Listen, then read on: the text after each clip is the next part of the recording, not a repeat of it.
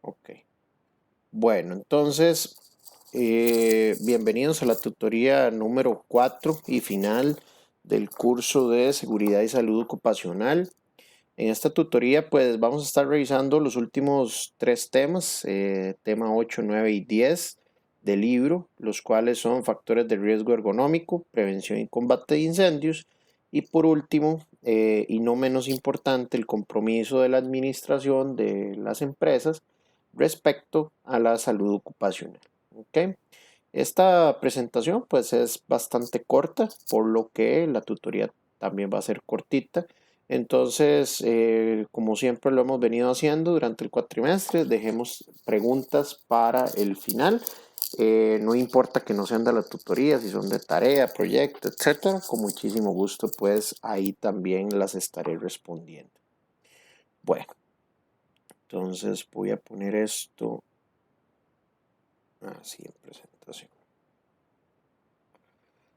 Ok, entonces durante las tutorías pasadas, muchachos, hemos visto factores de riesgo físico, factores de riesgo químico, factores de riesgo biológico, ¿ok?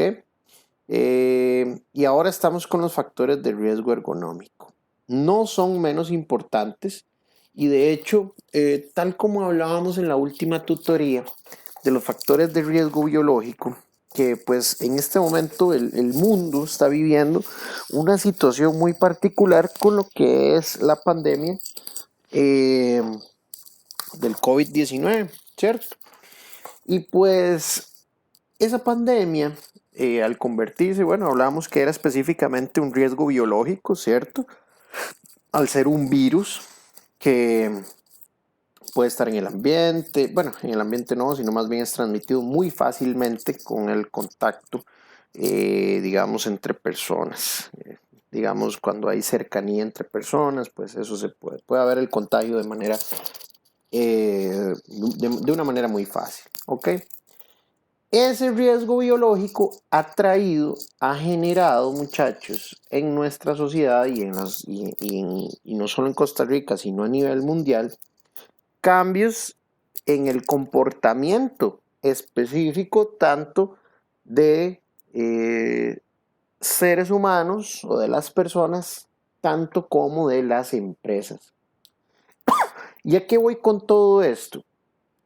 Que muchísimas empresas, incluyendo, bueno, empresas, instituciones públicas, privadas, etcétera, muchas de estas instituciones, incluyendo la UNED, tal como estamos ahorita, estamos desde la virtualidad, ¿cierto? Para prevenir el estar en lugares cerrados con muchas personas y pues evitar un poco, ¿verdad? Lo que es el contagio. Ahora, este tema del estar en la virtualidad, pues ha generado una mayor importancia, muchísima importancia al tema de los factores de riesgo ergonómico. ¿Ok? Vean que, no sé si algunos de los que están ahorita conectados en la tutoría también están con teletrabajo, pero al menos les doy mi ejemplo específico. Pues ya yo llevo 2 cuatrimestres aquí con la UNED de estar de manera virtual, pues con el teletrabajo. Y pues si bien es cierto, es una gran ventaja porque yo vivo en Monteverde y no me tengo que desplazar a ninguna oficina en San José, eh, pues los lugares de trabajo en mi casa pues son complicados porque es desde una mesa, una mesita de noche, una mesa grande. Yo no tengo escritorios. Y hasta hace un mes o menos tal vez fue que tuve que obligatoriamente adquirir ya una silla de estas de oficina, de hecho es la que estoy utilizando en este momento. ¿Por qué? Porque ya estaba sintiendo los efectos nocivos en mi espalda, ¿cierto? Entonces, muchachos, no deja de ser importante los factores de riesgo ergonómico. De hecho, eh, En las áreas o en los trabajos meramente de oficina, los trabajos muy de escritorio y computadora, pues también se generan enfermedades ocupacionales, ¿sí? Lo viví durante un periodo hace bastantes años en el que trabajé en Intel, que fue mi primer trabajo, y conocí a muchas personas. Les puedo decir ahorita que al menos a 5 personas conocí, porque para mí ya eso son muchas, con padecimientos de túnel carpal, ¿ok? ¿Por qué? Por malas posturas a la hora de utilizar el computador, especialmente el teclado y el mouse, ¿ok? Entonces hay muchos factores de riesgo a nivel de espalda, a nivel de piernas, ¿sí? Entonces, estos factores de riesgo ergonómicos se dan generalmente en este tipo de ambientes, en ambientes normalmente de oficina. No están 100% asociados a, pero de manera general se dan más que todo en ambientes de oficina. Pero bueno, habiendo dado toda esta introducción para que entendamos la importancia, entonces empecemos entendiendo adicionalmente qué es la ergonomía, el concepto de ergonomía, ¿ok? Entonces, la ergonomía estudia la interacción de las personas con sus actividades, con el equipo que utilizan, con las herramientas que utilizan estas personas y el ambiente físico, ¿ok? O sea, el entorno en el que confluyen todas estas cosas que acabamos de decir. La persona, equipos, herramientas, ¿ok? ¿Para qué? Para mejorar la calidad, productividad, seguridad y salud en los lugares de trabajo. Vean qué amplio. Para mejorar calidad, productividad, seguridad y salud en los lugares de trabajo. Y es que vuelvo al ejemplo. Ahorita con esta nueva normalidad, trabajando un montón de gente desde su casa, nos hemos dado cuenta pues que realmente las casas no son oficinas, ¿sí? Y que si queremos hacer teletrabajo, pues se necesitan ciertas cuestiones mínimas. El mismo cuerpo le va diciendo a uno, como les decía ahora el ejemplo de la espalda. ¿Y cómo influye todo esto? Pues bueno, cuando apenas yo cambié, al menos para darles un ejemplo, de la silla de madera en la que estaba sentado, muy bonitas las sillas de la casa y todo, pero ya llegó un momento en que de verdad, o sea, ya no podía estar más rato sentado en esas benditas sillas. Entonces, ¿qué estaba impactando yo en mi trabajo? Tal vez no tanto en la calidad, pero sí en la productividad.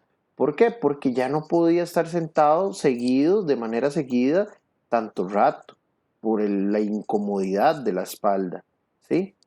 Entonces, vean que el concepto de ergonomía es bastante amplio y involucra o implica también no solo la salud de los trabajadores, sino también cómo puede impactar en la calidad de una operación, en la productividad de esa operación y también en la seguridad y salud de las personas que ejecutan esas operaciones. Entonces, aquí en esta parte de abajo se complementa el concepto de ergonomía. Es un análisis de las condiciones de trabajo respecto al espacio físico, al ambiente térmico, a los ruidos, a la iluminación, a las vibraciones, a las posturas, al desgaste enérgico, a la carga laboral y a todo lo que pueda poner en peligro la salud del trabajador. ¿Ok? Ojo, inclusive eh, su sistema o la parte psicológica de la persona y el sistema nervioso. ¿Ok? Entonces vean que encierra todavía aún más esta cuestión de la ergonomía, ¿sí? Entonces es un análisis muy importante de condiciones, de las condiciones de los lugares de trabajo. Bueno, ¿por qué es importante la ergonomía? Eh, Porque se fundamenta en estos criterios básicos, en estos 3 criterios básicos que vienen acá. El cuerpo humano tiene limitantes, tiene limitaciones, es decir, no aguantamos, el cuerpo no aguanta todo, ¿verdad? Entonces, el cuerpo humano tiene sus limitantes. También los individuos, las personas, cada ser humano, cada persona o cada individuo tiene sus propias limitaciones, ¿sí? Y además, el tercer criterio básico es que las lesiones muscoesqueléticas, es decir, tanto de músculos como esqueleto, pueden ocurrir cuando los seres humanos abusan de sus capacidades. Es decir, si yo no hubiera tomado la decisión de comprar la bendita silla, esta de oficina, pues ahí seguiría yo dándole. Y claro, porque uno lo que dice es, sí, el cuerpo lo que aguante, démosle. Y pues no, si tal vez en el momento sí se siente ahí una incomodidad, pues ya después uno se pone de pie y uno dice, no, ya, no me duele, ya, ya. Pero sí, son efectos acumulativos. Y esos efectos después uno cuando ya esté con más edad, los va a ir sintiendo poco a poco. Entonces ahí es a donde sí uno, cuando ya esté con mayor edad, uno diría, pues pucha, ¿qué hubiera pasado si yo me hubiera comprado la bendita silla y no hubiera estado en esas? Como decimos los ticos, perdón por hacerlo tan coloquial, jugando de vivo. ¿Sí? Entonces, en estos tres eh, criterios básicos es que se fundamenta la importancia de la ergonomía. ¿Ok? El cuerpo tiene limitantes, los individuos tenemos nuestras propias limitantes y además eh, las lesiones pueden ocurrir por abusarnos de las condiciones eh, que se estén generando. Los factores de riesgo, entonces, los de riesgo ergonómico se pueden clasificar en dos tipos, ¿ok? Pueden ser del individuo propiamente, como también de riesgo ocupacional, ¿ok? Entonces, hay algunos factores propios de la persona y otros del riesgo del trabajo, ¿ok? Entonces, vamos a ver ambos. Cuando hablamos factores de riesgo individual, o sea, de la persona, entonces son diferentes atributos de la persona o de alguna condición ya existente o anterior. ¿Ok? Entonces, por ejemplo, si yo soy una persona que antes de que me contraten en un lugar de trabajo, ya yo previamente traigo problemas de espalda o de alguna de mis vértebras, ¿ok? Ya eso es una condición preexistente, ¿ok? Ya es algo que ya yo traía. No fue generado por el trabajo en el que estoy, sino que ya yo tenía eso de previo. ¿Ok? Entonces, las personas, todos los seres humanos somos diferentes, ¿ok? Cada individuo es único y al ser así, pues cada individuo tiene una capacidad de tolerancia y resistente diferente, ¿ok? ¿A qué? A diferentes elementos que le pueden ocasionar un accidente o enfermedad laboral. ¿Ok? Entonces, tal vez hayan personas con eh, mayor fortaleza muscoesquelética en la parte de la espalda, por ejemplo, y que tal vez no estén tan con tanto riesgo de poder tener una lesión de espalda, ¿ok? Como otras personas que sí, alguna cuestión familiar, hereditaria, etcétera, ¿ok? Entonces, ¿qué variables juegan en esta parte del riesgo individual? Bueno, el sexo, o sea, hay diferentes enfermedades o factores de riesgo que pueden impactar más a hombres que a mujeres o viceversa. El peso, definitivamente, hay algunos riesgos o enfermedades que pueden estar mayormente ligadas a lo que es un sobrepeso. El tamaño y la forma de la persona, la edad de la persona y también la estatura. Entonces vean que son variables propias de cada individuo que pueden influir, ¿sí? En estos tipos de, o más bien en estos factores de riesgo individual. Ahora, ¿qué son los factores de riesgo ocupacional? Entonces, estos factores están relacionados con atributos, situaciones y condiciones específicas, pero ¿dónde? Del lugar de trabajo, ¿sí? Muy específicas del lugar de trabajo.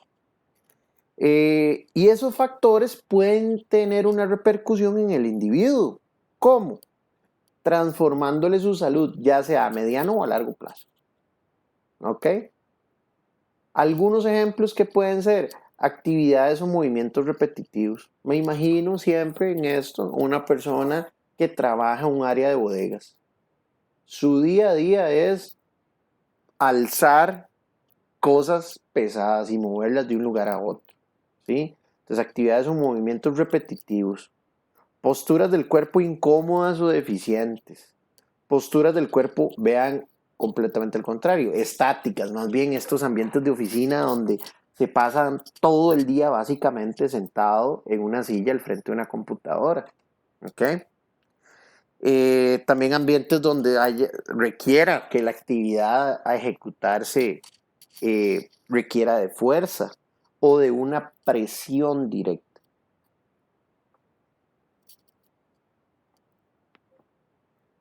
Bueno, entonces, tanto los factores de riesgo individual o también los factores de riesgo ocupacional pueden ocasionar las siguientes cosas en el ser humano.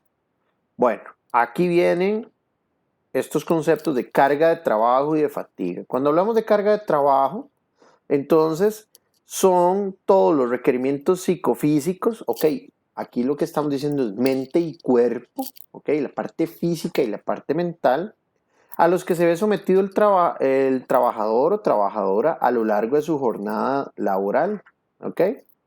Mientras que la fatiga es la disminución de la capacidad física y mental después de haber realizado un trabajo durante un periodo determinado. Entonces, fatiga es el famoso cansancio. Y ojo que esto es importante mencionarlo acá.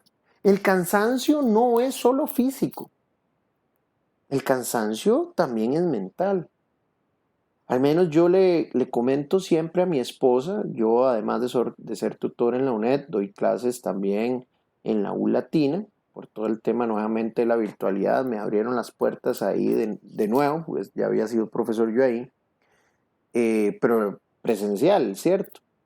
Y yo le cuento a mi esposa que después de dar una tutoría o dar una clase, pues normalmente las clases y las tutorías son a estas horas, en la tarde-noche. Y pues ya uno tiene el resto del día encima y pues requiere, el hecho de dar una clase, una tutoría, requiere un esfuerzo mental importante, ¿sí?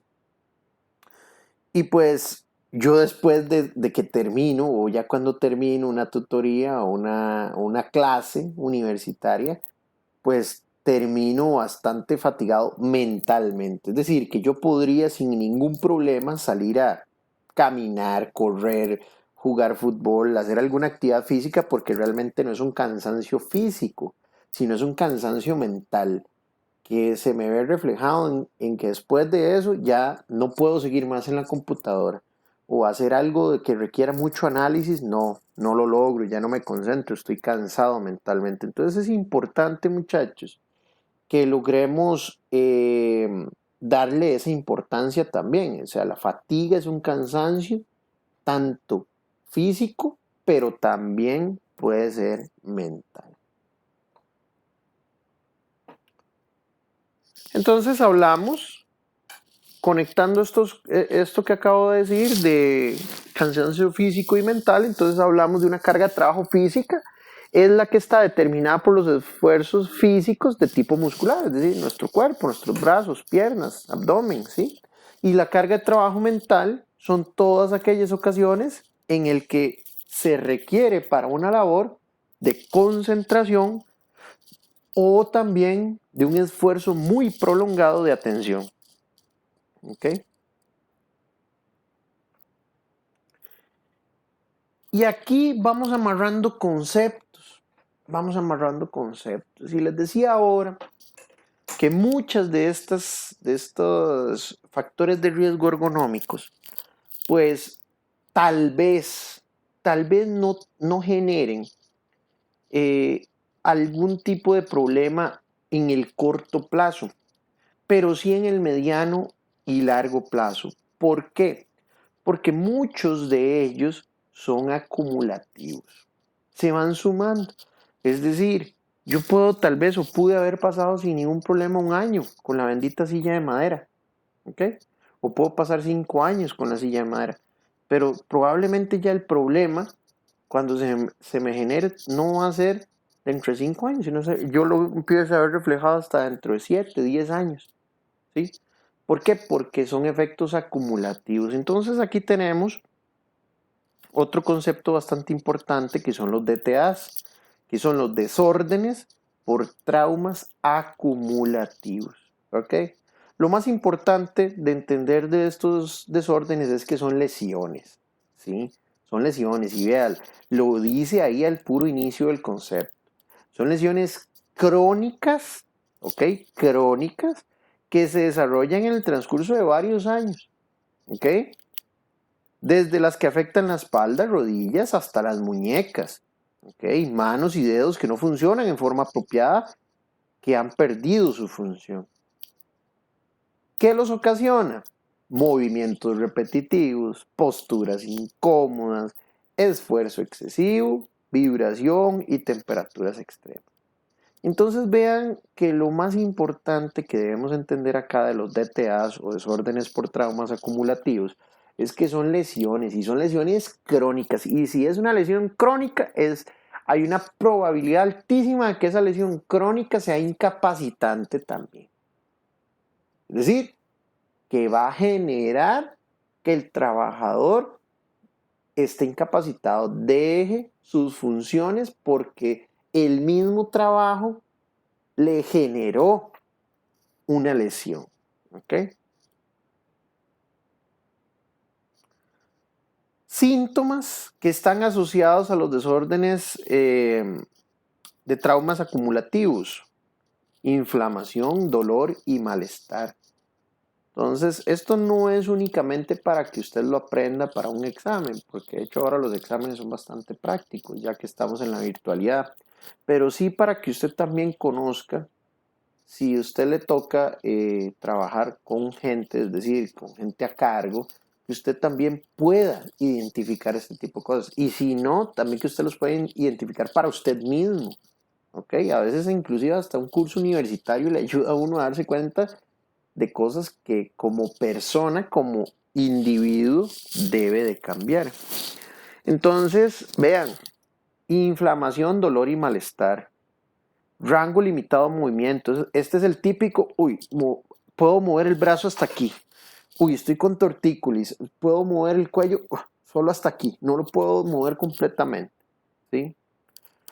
Número 3, rigidez en las articulaciones. Digamos, una rodilla o un codo que debería de moverse con muchísima facilidad, ya no se mueve con tanta facilidad. Hay rigidez. Es como si le faltara lubricación, ¿sí?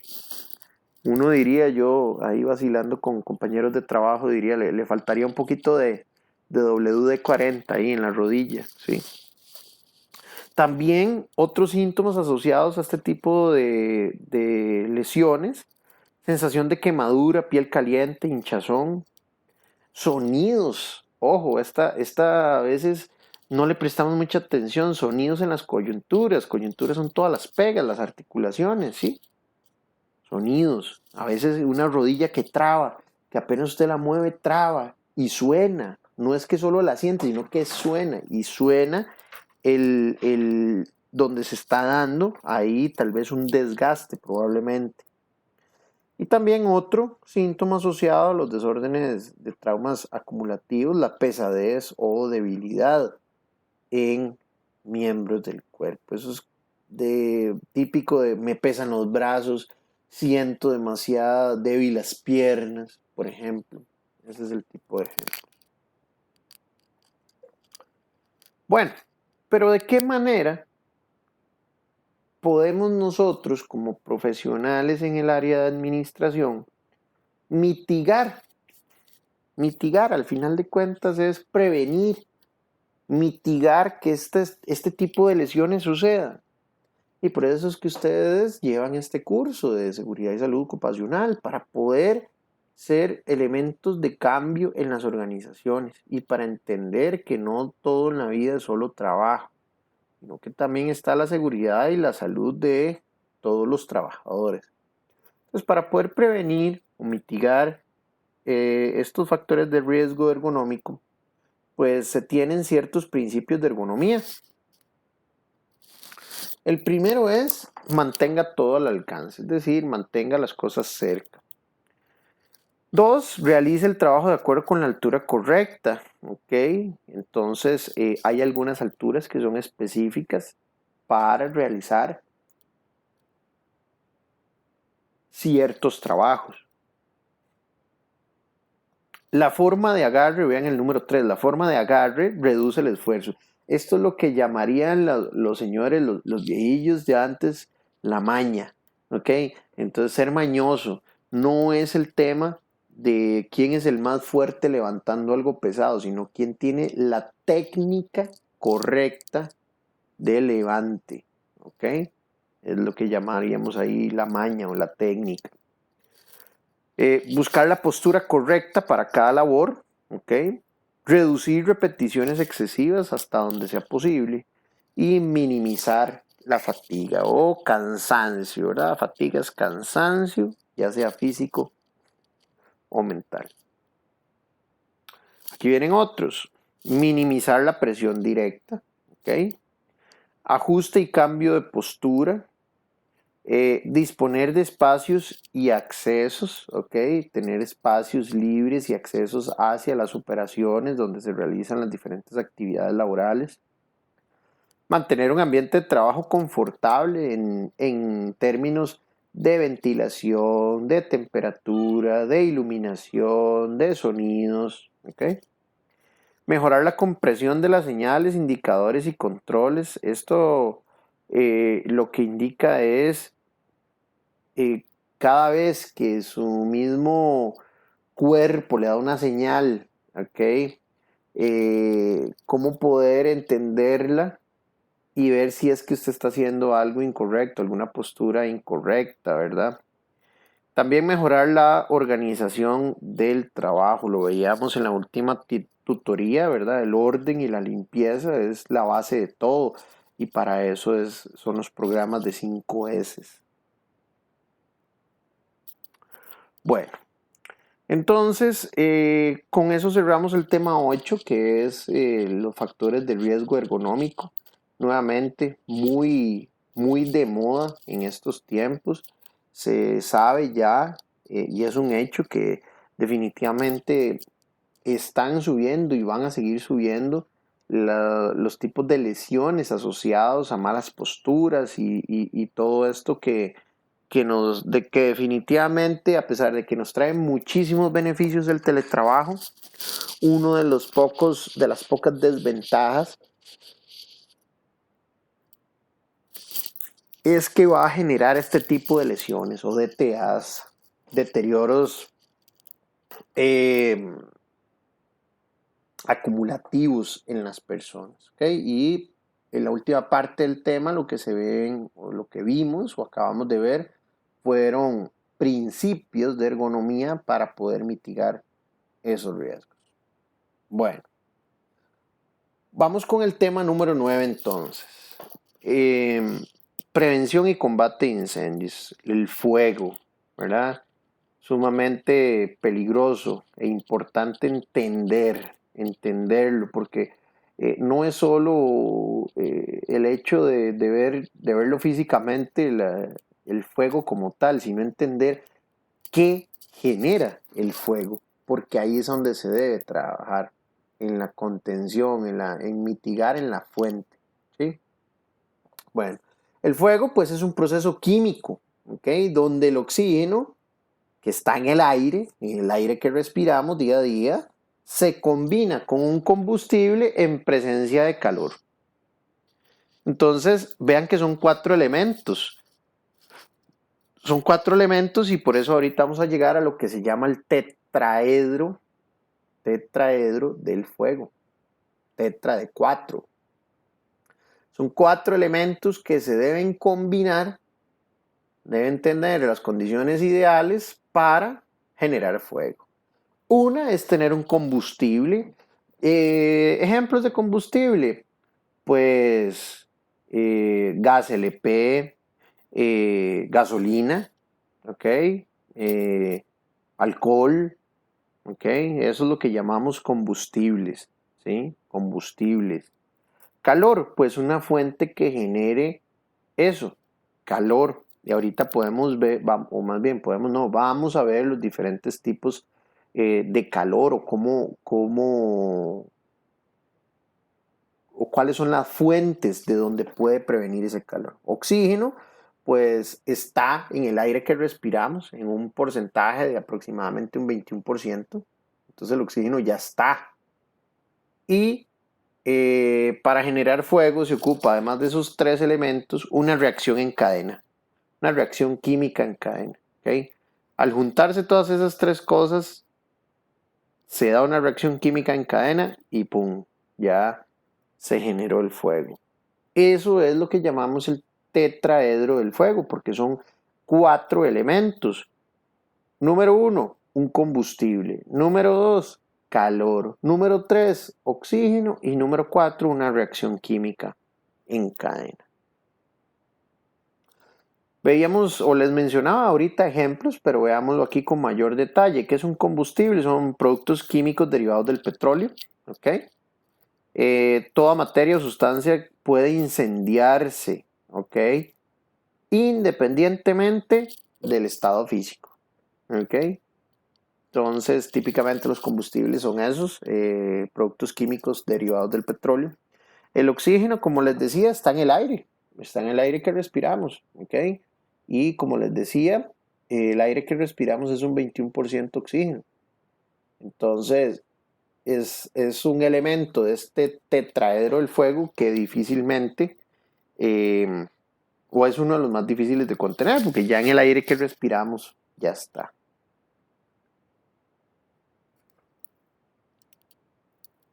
El calor es la energía mínima que necesita toda que se necesita más bien la mezcla de combustible. Entonces lo mínimo, el calor mínimo, la energía mínima que necesita el combustible para empezar, valga la redundancia, el proceso de combustión. ¿Ok? Y la reacción en cadena es el proceso mediante el cual progresa esa reacción química. ¿Ok? En presencia del combustible y del oxígeno. ¿Ok? Entonces, aquí hablamos en esta diapositiva de cómo se puede propagar el fuego. ¿Ok? Entonces ese fuego o el fuego se puede propagar a través de una estructura de 3 maneras distintas. ¿Ok? A través de conducción, a través de convección y a través de radiación. ¿Ok? Cuando es conducción es cuando hay contacto directo entre 2 materiales. Es decir, usted tiene un pedazo de madera que está encendido, está ardiendo, y usted le pone justo a la par otro pedazo de madera, entonces por conducción el segundo trozo de madera se va a empezar a quemar. ¿Sí? Ahora, ¿qué es convección? Convección, el mejor ejemplo es un horno de cocina. ¿Sí? ¿Por qué? Porque trabaja a través de convección. Entonces, se va dando en espacios que normalmente son cerrados. Entonces, vea lo que dice ahí, transferencia entre objetos o materiales que están distantes, es decir, no están unos a la par de los otros, pero a través de la presencia de humos o gases que están calientes o que son propios de la combustión, estos otros materiales, a pesar de que estén lejos, se empiezan a calentar y se incendian. ¿Ok?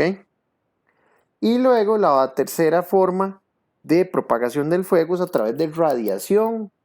y se produce entre objetos o materiales que están relativamente separados, o sea, no están completamente distantes, pero sí están separados. Entonces, ese calor que está irradiando la reacción química de la combustión genera que materiales que estén cerca, no completamente a la par, pero cerca, se puedan quemar a través de esa radiación que se está generando.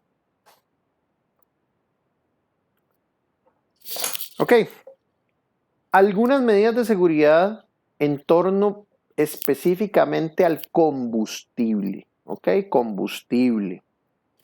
Entonces, el, el paso o la medida, más bien la medida de seguridad número uno es tratar de encontrar hasta donde sea posible un sustituto de ese combustible. Es decir, esto lo que significa es que si yo tengo un proceso específico en una fábrica, por ejemplo, donde actualmente se está utilizando para X o Y actividad algún tipo de químico inflamable, ver de qué manera sustituir ese químico por otro que cumple la misma función y que no sea inflamable. Eso es lo que llamamos intentar una sustitución del combustible, la medida de seguridad número uno. Número dos, eliminarlo del todo, es decir, eliminar el combustible de todo el proceso o actividad que se esté desarrollando. Otra medida de seguridad es las instalaciones donde se lleven a cabo las labores, dotarlas de muy buena ventilación, ¿ok? También diluir o mezclar sustancias. Entonces, no es lo mismo un combustible puro a que esté diluido, ¿cierto? Aislar los materiales combustibles. Entonces, si no lo podemos sustituir y si no lo podemos eliminar, pues entonces aislarlo completamente de los lugares donde podría generar mayor peligro. Otra medida es utilizar la cantidad de combustible estrictamente necesaria. Entonces, por ejemplo, si mi proceso productivo requiere de 1 litro de diésel, pongámosle 1 litro de diésel por semana, tener únicamente ese litro de diésel para cada semana. Es decir, no almacenar 50 litros de diésel por ahí. ¿Por qué? Porque estaríamos generando un potencial peligro. Y número 7, rotular siempre los recipientes, o sea, que sea visual, o sea, fácilmente, que quede a la vista que los recipientes que contienen combustibles se sepa que son combustibles. Esas eran medidas de seguridad en torno al combustible. Ahora, medidas de seguridad sobre el oxígeno, pues mantener atmósferas con bajo o nulo contenido de oxígeno mediante el uso de agentes químicos inertes. Esto les digo que en la práctica es sumamente difícil. Es decir, lo que está diciendo esto es tenga un lugar donde no haya oxígeno. ¿Y cómo puede hacer eso? A través de agentes químicos inertes o gases inertes. Entonces, en la práctica esto es muy difícil, pero es una medida de seguridad. Sobre el calor, ¿qué medidas de seguridad podemos tener sobre el calor? Entonces, conocer y mitigar las fuentes de calor de tipo térmico, conocer y mitigar las fuentes de calor de tipo eléctrico, conocer y mitigar las fuentes de calor de tipo mecánico y también conocer y mitigar las fuentes de calor que son ocasionadas por productos químicos. En tanto nosotros las conozcamos y sepamos cómo mitigarlas, vamos a estar ejerciendo medidas importantes de seguridad sobre el calor. Bueno, entonces todo lo que acabamos de ver eran propiamente conceptos y también medidas de seguridad sobre cada uno de los elementos del tetraedro del fuego. Pero bueno, ¿qué pasa si se genera lo que no queremos, que es el incendio. Entonces, ¿qué elementos tenemos disponibles para protección contra incendios? Entonces, una muy importante son las señales de alarma contra incendios, ¿ok? Y lo que hacen es transmitir un mensaje que pueda ser visto o escuchado, ¿ok? Que alerte a los ocupantes o a las personas que están dentro del local que se está incendiando y a los alrededores de que hay una situación de emergencia, ¿ok? Entonces, las alarmas contra incendios lo que hacen es avisar que algo está sucediendo. También están los sistemas de detección contra incendios y lo que son detecciones automáticas y son dispositivos que están en las zonas de riesgo y lo que hacen, por ejemplo, es activarse cuando están en presencia de calor, de gases, de humos, vapores y esas señales activan la alarma. Entonces son famosas las eh, las alarmas de gases, ¿verdad? Entonces, si uno no tiene el cielo raso suficientemente alto normalmente en una cocina, pues empieza a cocinar y se prende la bendita alarma de los gases, ¿sí? Pero eso es lo que llamamos un sistema de detección. En el momento que detecta gases principalmente, o calor, o humo, o vapor, se encienden y generan una alarma. Y pues se tiene también el extintor, ¿verdad? Es sumamente importante dentro de lo que es la seguridad y salud ocupacional, eh, puesto que uno esperaría no tener que utilizarlo nunca. Realmente es uno de los elementos dentro de una fábrica que uno pensaría no tener que utilizarlo, pero siempre hay que estar preparados. Entonces, son aparatos que fueron diseñados para hacer una descarga que logre contener el fuego o que más bien logre apagar el fuego, ¿ok? Y entonces, ¿qué es lo que descargan? Pueden descargar sustancias o agentes extinguidores y con ello poder apagar el fuego, ¿ok? Esas descargas que hacen los extintores o el material de la descarga tiene que ser acorde al tipo de material que esté ardiendo.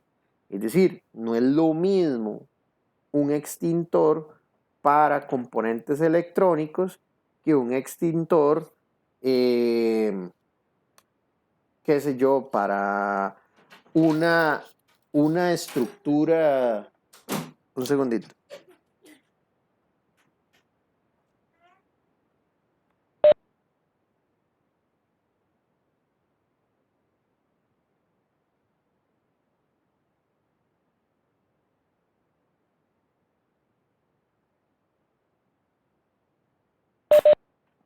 Disculpen.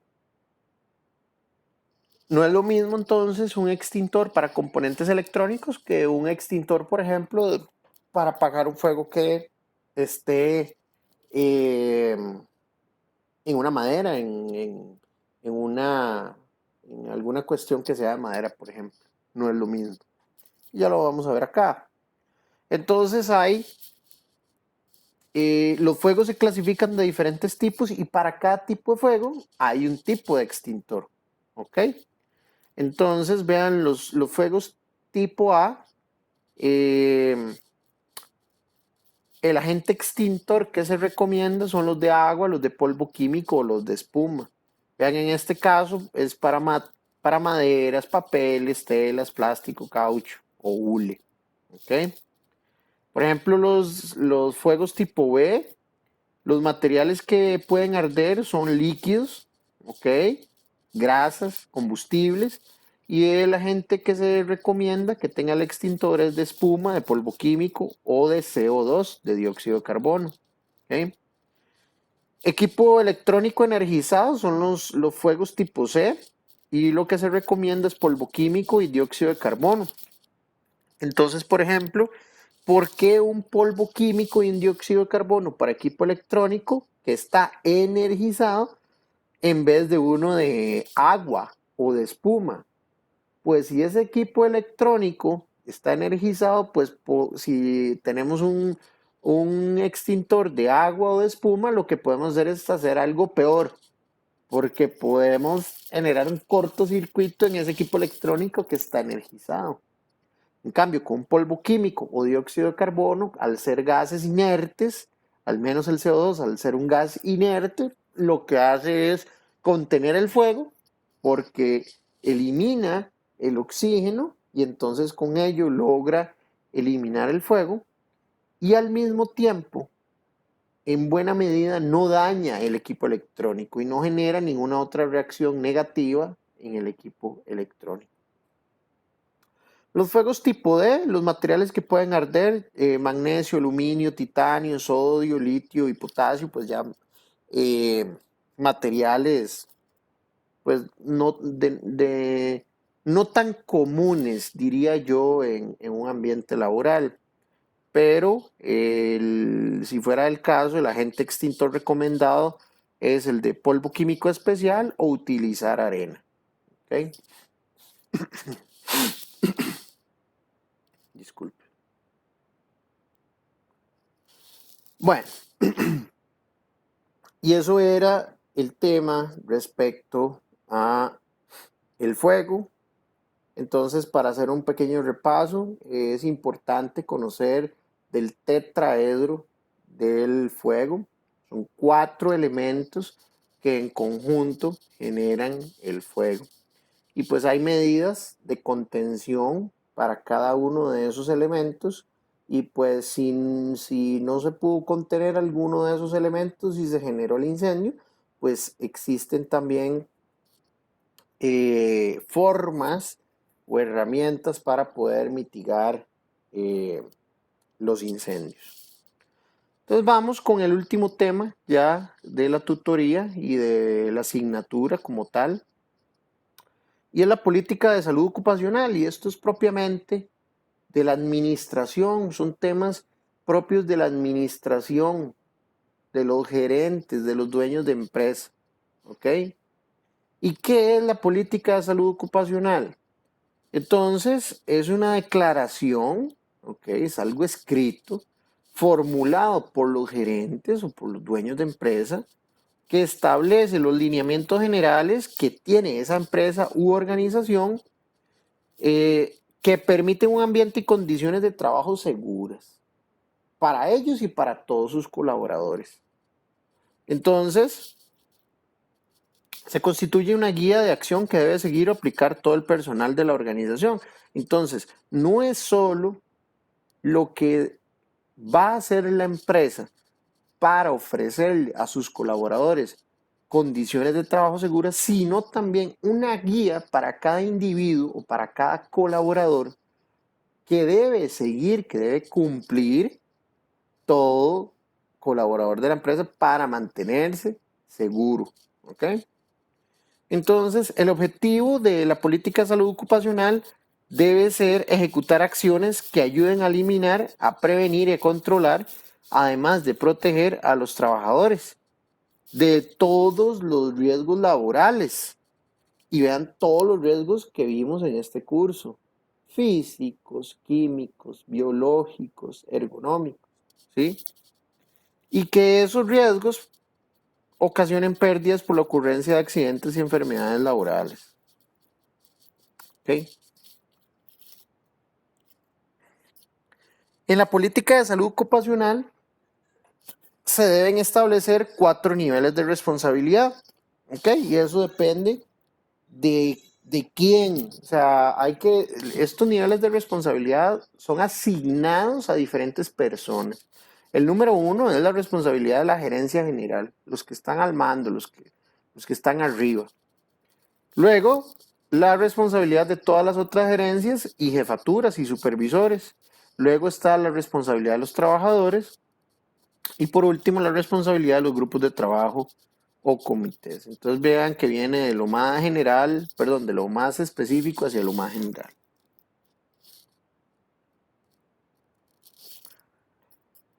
Importante de la política de salud ocupacional es que quede por escrito, muchachos, que esté por escrito y que sea la pauta a seguir para las personas que toman decisiones y para los que ejecutan operaciones y esas decisiones. ¿Ok? Entonces, pues hasta aquí llega ya la presentación de la tutoría número 4. Como les decía, es una tutoría cortita. Eh, y ya con esto estaríamos cerrando el ciclo de tutorías de este cuatrimestre para el curso de seguridad y salud ocupacional. Ok, entonces aquí está viendo que hay unas preguntas.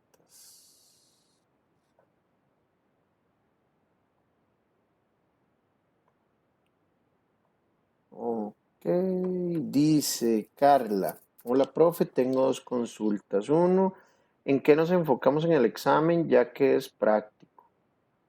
De ahí, en todo, en todos los temas. Es decir, eh, muy probablemente lo que vaya a salir en el examen sean casos. ¿Ok? Normalmente así es como esta asignatura se trabaja con el uso de casos. ¿Ok? Entonces recuerde el primer examen que le contaban ahí una gran historia en una prosa y usted tenía que llenar todo el informe de lo que sucedió. Entonces es algo, digamos, un caso y usted le tocó hacer algo práctico de eso. Entonces, eh, es muy probable que por ahí ande la cosa, o sea, aplicar el conocimiento adquirido en el curso a casos prácticos. No le puedo decir en qué enfocarse específicamente, porque si no, entonces le estaría diciendo que estudie más de algo cuando eventualmente no va a ser así. Entonces, enfóquese en todo, o sea, al final de cuentas, recuerden que ustedes tienen el libro a mano, lo tienen ahí junto a ustedes y tienen 24 horas para hacer el examen. Entonces, suficiente tiempo y además tienen las herramientas para poder responder cualquier pregunta. Entonces, eso es respecto a la pregunta número uno. Respecto a la pregunta número dos, dice, ¿qué tema se debe de poner en el proyecto si fue realizado en investigaciones en Internet? Yo no le pondría tema, porque es que al final de cuentas el proyecto no tiene bueno, el título. No, el título nada más póngale proyecto.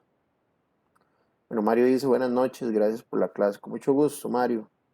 Sí, Carla, en el título nada más, ahí en la portada le ponen proyecto, proyecto final y listo. No requiere que ponga algo diferente.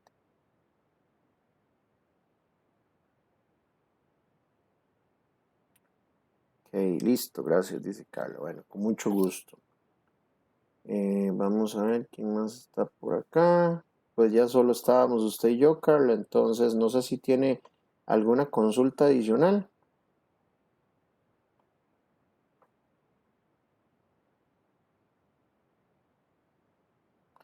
Listo, Carla. Muchísimas gracias. Entonces, de esta manera, muchachos, damos por finalizada la tutoría número 4 del curso de Seguridad y Salud Ocupacional. Cualquier consulta estoy disponible a través de los medios que ya conocen, de los foros de consulta o el correo interno de la plataforma Campus Virtual Educadu. Muchísimas gracias, muchachos, y buenas noches.